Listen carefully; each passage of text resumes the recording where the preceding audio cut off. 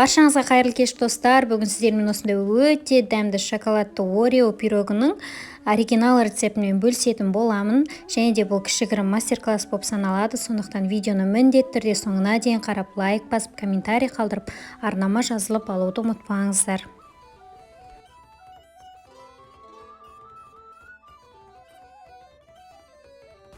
Ол үшін ең бірінші қамырын дайындап аламыз. Бірінші сармайымызбен, бөлме температурасында еріп тұрған сармайымызбен сахарный пудра, яғни қант ұнтағымызды қосып, жақсылап тұрып миксерлейміз. Сахарный пудрамыз толықтай еруі керек. Және де осының үстінен енді бір жұмыртқаны қосып, тағы да миксерлейміз.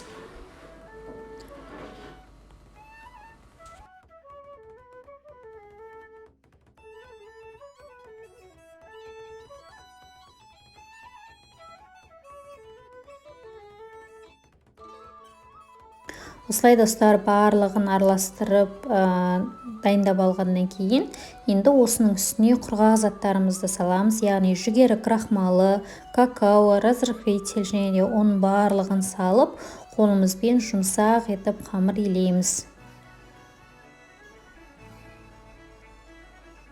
Видеоның төмен жағында барлық ингредиенттер жазылған, төмен жағында описание бөліміне өтсеңіздер, сол бойынша жасасаңыздар, пирогтарыңыз өте дәмді болып шығады.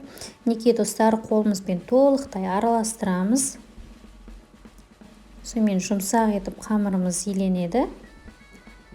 Мінекей достар, қолымызбен біріктіріп аламыз, толықтай бірікті, өз бабында болды. Осындай жұмсақ қамыр илейміз. Енді бұны ары қарай морозильникке немесе холодильникке қоюдың қажеті жоқ. Ары қарай бірден пирогымызға қолдана береміз. Мінекей достар, жарты бөлігін, яғни 300 граммдай шамамен бөлек алып қалдым. Оны жаңағы морозильникке қойып қоямыз. Ол жаңағы беткі бөлігіне теркадан өткізіп, беткі бөлігін жабуға керек болады.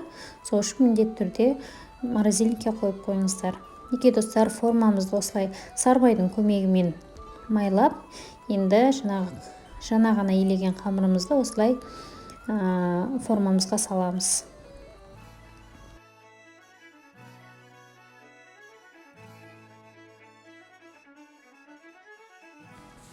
Осылай қамырымызды бір келкі етіп, шетіне барлығына жеткізіп, бірдей ғып осылай жазып шығамыз. Шет жағы кішкене ернеуі сәл биіктеу болуы керек, себебі жаңа начинкасын құйған кезде асып кетпеуі керек. Ернеуін, шет-шетін осылай бірдей етіп тегістеп шығасыздар. Мендегі форманың диаметрі менде 26 сантиметр. Осылай тегістеп, әдемілеп қамырымызды орналастырамыз. Енді начинкамызды дайындауға көшеміз. Мінекей творог, бізде 9% творог, оның үстіне қаймақ және де қантымызды салып, және де үстіне 2 жұмыртқамызды салып, барлығын бірге толықтай миксерлейміз. Барлығын бірге қосып миксерлесеңіз де болады, немесе жұмыртқаны соңынан салсаңыз да болады, ешқандай айырмашылығы жоқ. Мінекей осылай толықтай барлығын миксерлеп, ішіндегі начинкасын дайындаймыз.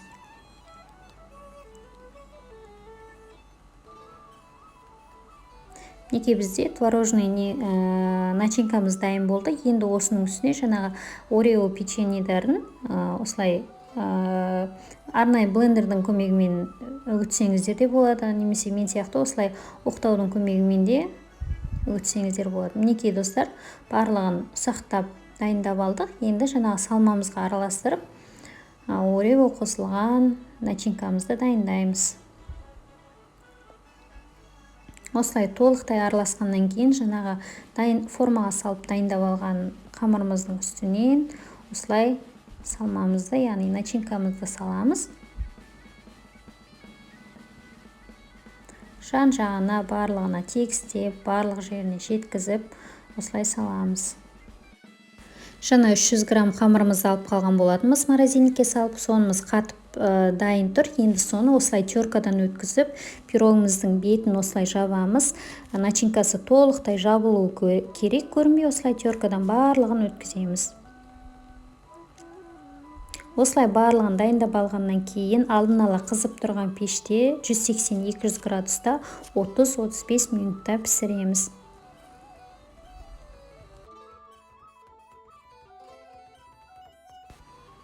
Мінекей достар, біздің Орео пирогымыз дайын болды. Какаоның шоколадты дәмі өте қанық және де иісі де сондай керемет болып тұр.